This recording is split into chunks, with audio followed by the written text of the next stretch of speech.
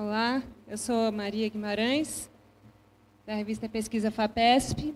A vantagem de falar depois do Ayrton e do Eduardo é que eles já disseram quase tudo que é importante de por que é importante o que a gente faz e como, tal. Então, eu vou falar umas coisas mais pontuais. A Pesquisa FAPESP é uma revista que todo mundo aqui já viu, certamente, mas não viram tudo. E a gente tem umas particularidades em como a gente funciona, e meio que a partir disso eu vou meio que tocar em questões também que eles já falaram, mas enfim, a gente vai vendo os vários ângulos de como as coisas são tratadas. Aqui só para me apresentar, isso é quando eu era bióloga, no doutorado, e na verdade o Eduardo estava falando a coisa de adorar biologia, mas não ir parar na biologia. Na verdade, eu precisei sair um pouco da biologia para expressar o que eu gostava de biologia. Porque, na verdade, para mim, pessoalmente, o que acontecia era que você, sendo bióloga, eu concentrava demais o meu olhar. E eu gostava de tudo. Então, eu precisei sair para poder olhar de fora, olhar tudo e poder contar para todo mundo por que eu acho que aquilo é legal. Para mim, é isso que funciona. Então, na verdade, você não está mais longe da biologia não sendo biólogo, né? Você pode estar tão perto quanto, só que de outro jeito. Bom, aí virei jornalista, como o Felipe disse, fiz o curso aqui no LabJOR. Isso aqui é no ano passado, fazendo uma reportagem sobre arqueologia. E aí tem, assim, a partir disso, eu queria falar de várias questões, né? Assim, na redação da Pesquisa FAPESP, eu sou uma exceção. Eu me formei em biologia, virei jornalista, mas todo mundo é jornalista. E tem, então, esse encontro, né? Como é que você, sendo jornalista, entra nos assuntos e vai aprendendo, vai aprendendo, vai aprendendo. No fundo, na redação, tem gente que entende mais de uma área da ciência, tem gente que entende mais da outra, porque você vai estudando o que gosta mais. No meu caso, eu sei mais biologia, mas eu tenho que aprender todas as outras coisas. E tive que aprender também a sair do jargão, a não usar o vocabulário que eu achava que era perfeitamente normal, e todo dia tinham que me dizer, não, isso não é. Então, faz 10 anos que eu estou na revista, eu fui aprendendo isso.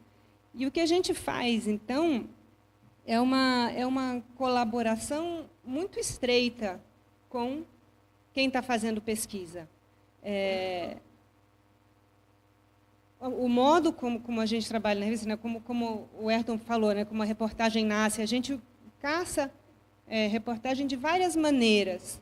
A gente não, né, a gente está vendo o que está saindo nas publicações científicas mais destacadas, a gente segue um monte de newsletters para ver, a gente está lendo os outros veículos. A gente também conta, na revista, a gente também conta com as informações, os projetos da FAPESP, então, de vez em quando, a gente vai atrás de alguém, você tem um projeto enorme, o que você já tem? Né, já faz 3 anos que está rolando, já tem coisa, a gente vai atrás e pergunta, e a gente vai desenvolvendo relações também, que todo mundo aqui tem isso, você passa a conhecer as pessoas e contar com elas para avisar, olha, vai sair um negócio legal, ou meu, ou do meu colega, ou de outra pessoa que eu vi. Então, isso é uma colaboração intensa que a gente vai criando. E na verdade, tem toda uma gradação aí entre fazer pesquisa e fazer a ponta do jornalismo, né? Eu mesmo, quando eu estava no doutorado, aconteceu de uma jornalista que era da revista da universidade, que então dava notícias sobre a pesquisa que estava sendo feita ali dentro, me procurou para eu falar do meu projeto.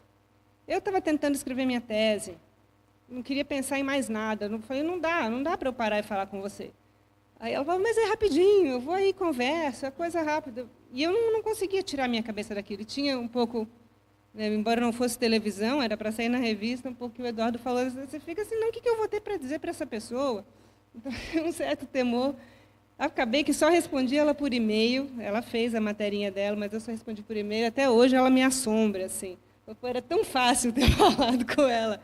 E, no fundo, assim, a gente tem isso, né? Tem gente que tem mais dificuldade de falar com a gente, tem gente que tem facilidade, tem gente que colabora muito, que na revista a gente tem um procedimento de construção conjunta um pouco. Então, a gente lê o artigo científico, aí a gente procura o autor ou os autores, a gente tenta procurar, né? A gente às vezes pergunta, tem mais gente fazendo algo parecido? Tem alguém que discorde? Para a gente poder, né? A gente não vai falar com um criacionista quando está falando de evolução, mas a gente pode falar de alguém que encontrou um resultado diferente, para a gente tentar. Aí, às vezes, isso dá problema. Às vezes, as pessoas dizem, não, mas você falou com esse cara, ele não é tão bom quanto eu, e ele discorda de mim. Então, você fala, bom, a gente apresenta. E aí, né, quem for ler, decide. A gente, ao longo do processo, né, a gente, né, conta com o pesquisador. É assim que eu posso contar? É assim que eu posso desenhar? Posso usar essa foto? E, então, a gente tem esse procedimento que é mais longo que a maioria dos veículos. Como a gente tem site também, tem a questão de você tentar... Tem coisas que vai sair na Nature, no dia tal, hora tal, você tem que tentar preparar a reportagem a tempo e pôr, para não dar depois de todo mundo. Porque se você der depois de todo mundo, você tem que, pelo menos, contar uma coisa a mais, fazer um pouco diferente e tal. Mas a gente, na pesquisa FAPESP, a gente não tem essa competição tão grande minuto a minuto. A gente, porque tem por trás a fundação, a gente não pode nunca correr o risco de errar. Então, tem toda a conferência, a gente manda para o pesquisador, e é sempre tem um pouco de conflito, porque a gente tem que mandar para o pesquisador conferir antes da gente publicar. E a gente manda e diz, olha, eu preciso publicar daqui a 2 horas. Eles, mas não dá, meu tempo é outro. Eu falo, bom, e aí se não aprovar, eu não posso publicar daqui a 2 horas. Pronto. Mas, então, a gente tem um funcionamento que é um pouco diferente da grande mídia mesmo, né? Uma coisa que o Eduardo falou, a coisa de você transmitir emoção, no caso na televisão e tal. Na minha experiência, isso conta, né? Eu vou transmitir essa informação, mas quando eu vou conversar com alguém e a pessoa é muito entusiasmada com o que ela faz, eu já saio da conversa com o texto se formando na minha cabeça e vai ser um texto muito melhor do que se a pessoa não fosse entusiasmada, ou se me respondesse por e-mail, igual eu fiz quando eu estava no doutorado.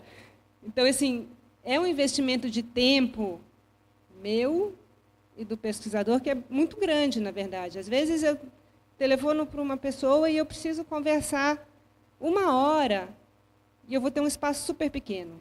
Eu vou escrever 5 parágrafos, eu tenho que conversar 1 hora e perguntar sobre um monte de detalhe que eu não vou poder contar, mas que eu preciso entender para conseguir transformar aquele todo numa coisa que faça sentido e tentar entender. Então, tá, o que é crucial aqui? Como isso se relaciona com o campo de uma maneira mais ampla? Às vezes você precisa entrar num monte de detalhes, às vezes você precisa gastar um monte de tempo. Às vezes você precisa que aquele cara te convença de que aquilo é interessante, que você não achava no começo. Então, toda essa relação requer um investimento, no fundo, de todo mundo. E, então, mesmo que o pesquisador não chegue ele mesmo, né? No caso do Eduardo, tem que chegar. No caso do USP Talks, está ali falando. Mas, mesmo que não chegue frente a frente, pode ter um investimento muito expressivo. No caso, você vai pensar do Neil deGrasse Tyson, desses caras que têm uma grande visibilidade, são caras que esses estão, e o Drauzio, né, que estão investindo muito, né, em divulgação. Né? O Drauzio é médico, mas ele passa uma boa parte do tempo dele fazendo outras coisas. O Neil deGrasse Tyson também, ele faz televisão há muito tempo. Então, assim, você pode decidir que você vai dedicar uma boa porção do seu tempo a isso, mas nem todo mundo quer ou pode. Enfim, são opções que se faz. Eu vou contar um pouco, vou mostrar um pouco só da revista. Porque volta e meia, assim, é uma revista que todo mundo no meio acadêmico já viu, e de vez em quando acontece tem um monte de coisa que as pessoas vêm perguntar, por que não tem site, por que não tem isso, por que não tem aquilo, e tem. Eu vou contar um pouco o que a gente faz e quais são as diferentes maneiras que a gente tenta, né, levar o que é produzido de pesquisa, levar para um público. E o nosso público é um público que não é fechado, mas é um pouco específico. Eu só vou dar uns números aqui, uns números de janeiro deste ano, que são os últimos números fechadinhos e verificados. A revista tinha uma tiragem de 29.500, mais de 20 mil vão de cortesia para pesquisadores que têm alguma coisa a ver com a FAPESP, que têm bolsa, que têm projeto, que são assessores, etc. 3 mil para assinantes pagos e vendem bancas um pouco menos de 1.000. Então, tem isso tudo. Então, assim, grande parte do nosso público é pesquisador, de todas as áreas. Então, tem a questão de eu escrever sobre física e querer que quem é professor de letras também leia aquela matéria. Então, é um público, digamos, altamente escolarizado, mas não é um público uniforme. Você tem que conseguir transitar entre essas áreas. Essa é o que a gente tenta. Sempre consegue, mas é o que a gente tenta. E também a gente quer não ficar restrito, tanto que tem 3 mil assinantes, tem um pouco de venda em banca. A gente não quer não ficar restrito a esse meio acadêmico. É o que a gente busca e assim, consegue um pouco mais com o site e com redes sociais. Então, quando a gente está escrevendo, a gente busca que seja compreensível para, como disse o Eduardo, o netinho talvez não, mas o avô, a dona de casa, tal, a gente também quer chegar. Então, aqui, isso aqui é o site. Ele sempre tem algumas coisas destacadas e tal, tem coisas que são produzidas só para o site, notícias que, por algum motivo ou outro, acabam indo parar só no site. Não é uma coisa que é pior ou que é melhor, mas é porque não cabe na revista, a revista tem um número determinado de páginas, ou porque é uma notícia que aconteceu naquele momento e vai demorar 2 semanas para a revista que é mensal sair, então você tem que contar logo. Ou é uma coisa, varia, pode ser grande, pode ser pequeno, não tem uma regra. Aí a gente sempre tem a revista impressa inteira disponível no site. Agora, neste momento, deve ter mudado ali, porque às 3 ia entrar a edição nova.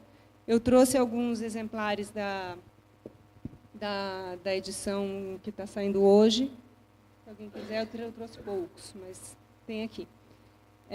A gente tem vídeos, a gente produz um vídeo a cada 2 semanas. É uma produtora, não fica dentro da redação, é uma produtora que a gente contratou e eu coordeno essa produção de vídeos. Então, a cada edição, eu seleciono 4 ou 5 reportagens que eu acho que dão mais, que tem mais possibilidades para vídeo, ou porque tem muita coisa visual, ou, enfim, eu tento ver e tento variar os assuntos, né? Então, eu seleciono umas 4 ou 5, entrego para a produtora de vídeo e eles vão escolher o que eles gostam. Eu, às vezes, tento convencer, não, mas olha, essa aqui é super bacana e tal, e eles, às vezes aceitam as minhas sugestões, às vezes não, isso aí não vai dar vídeo nenhum, não queremos fazer. Então, tá bom. Mas, enfim, é uma produção que é legal de vídeo, e a gente não consegue fazer mais frequente do que isso. O recurso que a gente tem dá para 2 por mês. Mas, enfim, sempre tem. E aí tem o programa de rádio ali no canto, que ele passa toda semana, às sextas-feiras passa na Rádio USP e reprisa no sábado agora, mas fica disponível sempre tudo no nosso site. Fica disponível de 2 maneiras, na verdade. Ali em cima, que tem rádio, quando a gente vai lá, tem ou o programa inteiro, que é um programa de 1 hora, ou tem as entrevistas separadas. São as entrevistas que compõem o programa, mas a gente separa caso a pessoa queira ouvir só aquilo. E aí vai ter entrevista com fulano, entrevista com fulana. E então o site ele reúne essas coisas todas. E aí tem também suplementos especiais, tem edições internacionais. As edições internacionais são uma coisa que a gente periodicamente faz uma compilação de reportagens, uma vez por ano, vai variando um pouco. E faz uma edição em inglês e uma em espanhol.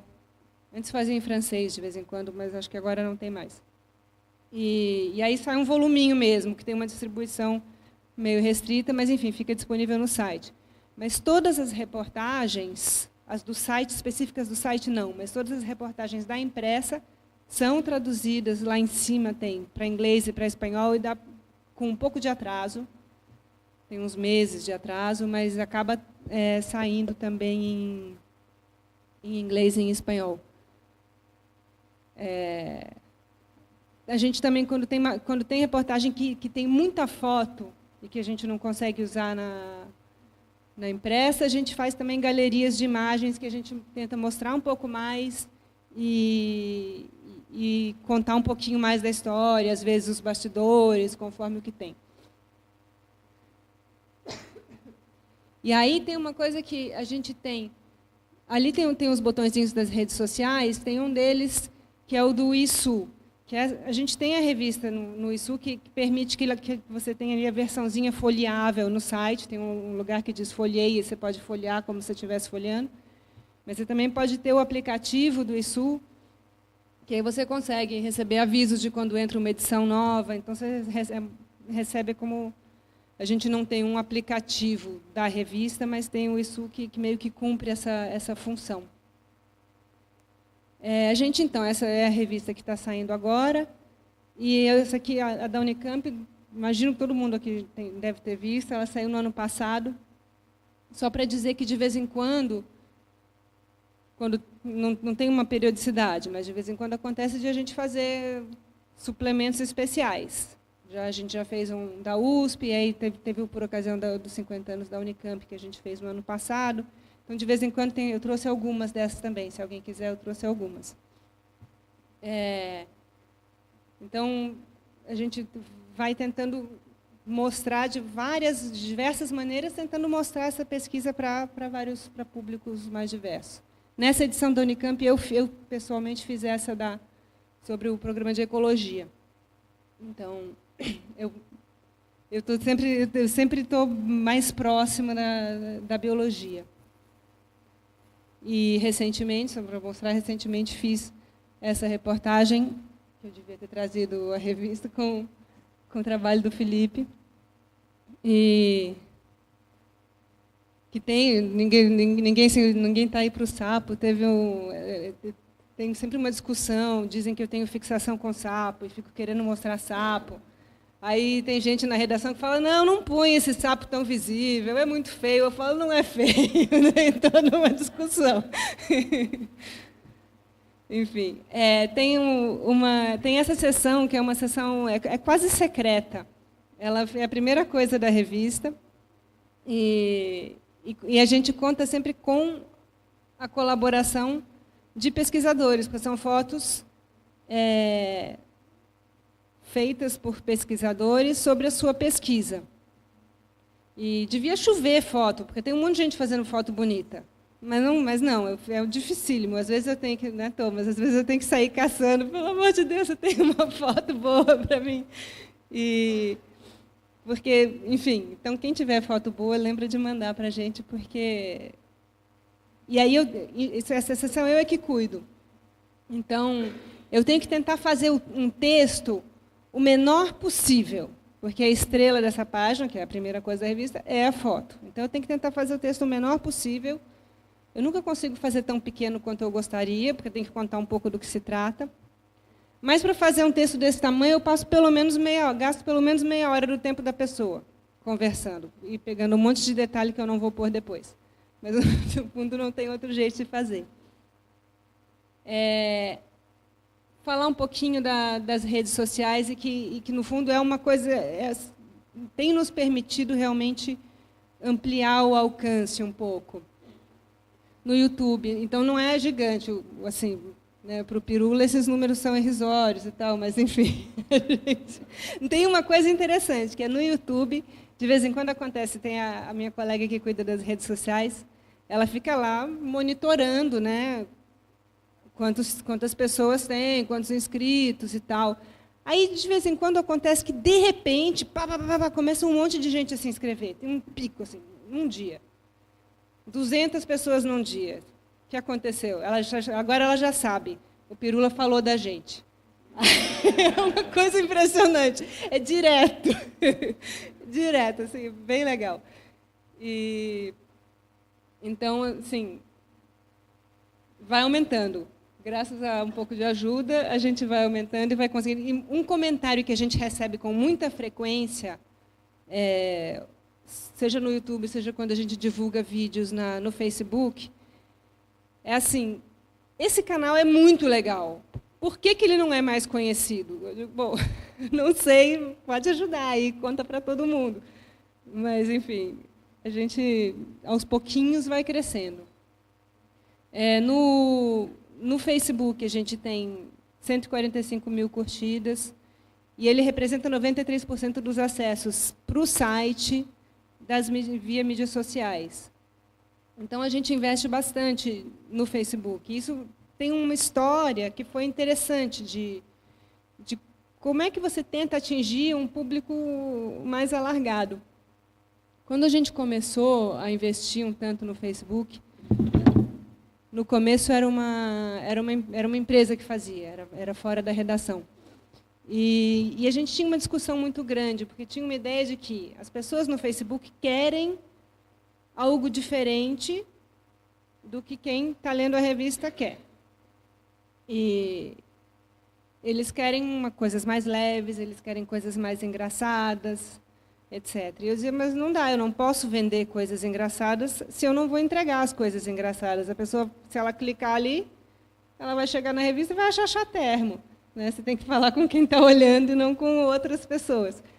E aí foi um processo muito longo que a gente foi debatendo, e teve uma coisa interessante que, aos poucos, eles começaram a fazer um pouco mais o que a gente queria, que era, não é ficar sendo sério. Né? Eu até acho que deveria ser um pouco mais solto do que é, na verdade. Mas, no fundo, tem que ser coerente com o que a revista traz. Não dá para a gente fingir que é outra coisa nas redes sociais. E aí eles começaram a fazer um pouco mais alinhado com a revista, e foi crescendo dentro do público que a gente sempre tem mais, mas dentro do público que a gente quer alcançar. Não adianta a gente ter 1 milhão de curtidas de pessoas que nunca vão ler nada da revista. Para mim, isso não interessa. Mas a gente, mesmo assim, tem jeitos de você ir mostrando mais. A gente tem usado bastante vídeos. Por exemplo, tem uma reportagem, se é possível, mesmo que a gente não vá fazer um vídeo mesmo sobre aquela reportagem, tentar fazer um videozinho de 30 segundos de alguma coisa no laboratório, quando o fotógrafo vai lá, faz um videozinho. E se a gente, por causa do algoritmo do Facebook, que distribui mais vídeo do que texto, quando a gente põe um videozinho, a gente consegue ter mais visibilidade. Ou no programa de rádio mesmo, a gente, às vezes, um fotógrafo nosso, às vezes, vai na gravação do programa de rádio, a gravação é pelo menos uma semana antes. Vai na gravação do programa de rádio, filma um pedaço da entrevista, e aí a gente divulga o programa de rádio usando um videozinho. Isso está tendo muito mais visibilidade do que simplesmente pôr o link do programa de rádio, ou mesmo uma foto. No Twitter, menos, 5% dos acessos via mídias sociais, e aí tem 58 mil seguidores, então, e cresce menos. A gente tem o canal no Instagram também, que a gente põe teaserzinhos dos vídeos que saem, e põe fotos, então tem sempre coisas entrando. E quanto tempo eu já falei? Tá, ótimo, porque eu já acho que, na verdade, um monte de coisa que eu pus aqui no final eu já falei, então não tem problema. Uma coisa que sempre dá confusão é que a Fundação, a FAPESP, tem uma estrutura de comunicação um pouco impenetrável, na verdade, para entender a maneira como ela funciona.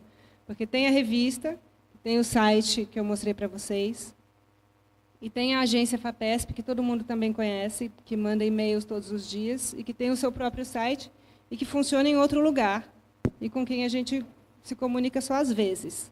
Às vezes acontece, eu falo, olha, eu quero fazer tal reportagem, vocês vão fazer? E aí eles dizem, vamos fazer, não vamos fazer, e às vezes a gente combina uma estratégia conjunta, tipo, eu faço e passo para vocês, e a gente publica ao mesmo tempo, ou vice-versa. Às vezes a gente combina, mas a maior parte das vezes não. E aí acontece de eu telefonar para alguém e a pessoa dizer, mas eu já falei com a FAPESP. Pois é. Então, aí a gente vai lá, conversa, tenta. Então, tem meios de comunicação diferentes que vêm da FAPESP e que têm características um pouco diferentes. Então, isso aqui eu já falei, acho que o resto eu já falei tudo. Isso aqui é só... na verdade, não vou me estender nisso. Isso faz uns anos já a gente fez uma pesquisa nosso público, para meio que saber quem era o nosso público, saber, né, o que dava para melhorar e saber quem era. Então, isso, na verdade, é só para mostrar que, né, no fundo, isso tudo é reflexo de ser um público, em grande parte, acadêmico. Né? Você tem... Ali o roxo é o total, o azul é o assinante, o rosa é quem recebe cortesia. Então, o rosa, em geral, são pessoas mais velhas, são pessoas com mais formação, e os assinantes são mais jovens e estão num ponto mais inicial da sua educação. Quer dizer, tem um monte de gente que é estudante. A gente gostaria que tivesse mais gente no ensino fundamental e médio. Até vários anos atrás, fundamental é mais difícil, mas no médio. Vários anos atrás, teve um vestibular da Unicamp que usou conteúdo da revista para fazer as perguntas de química, eu acho. E, na época, a gente falou, bom, a gente precisava conseguir chegar, então, né? Se estão usando o nosso conteúdo para fazer perguntas para o vestibular, a gente devia chegar mais nesses estudantes para eles estudarem, enquanto eles estão estudando. É uma coisa que é logisticamente difícil e que a gente tem um sucesso muito limitado ainda, mas que a gente gostaria. Quando a gente escreve, a gente tem isso em mente, de tentar que não seja chato, tentar que não seja incrivelmente difícil, tentar fazer essa coisa de... Então, interpretar o que aquela pesquisa está dizendo e tentar contar de um jeito mais envolvente, de um jeito que permita fazer conexões com outras coisas. É um exercício constante e que ainda falta andar um caminho grande. Aqui você vê a grande fatia, que é funcionário público, porque boa parte é professor. E aí, tá vendo? A maior parte é professor e tal. Então, é só uma descriçãozinha do nosso público. No site, a gente não tem esses números, mas no site aumenta um pouco, é mais variado. Mais mulher, mais jovem. Então, tem uma variação que a gente, por um lado e por outro, então, a gente vai tentando trazer essas pessoas para olharem o conteúdo da pesquisa.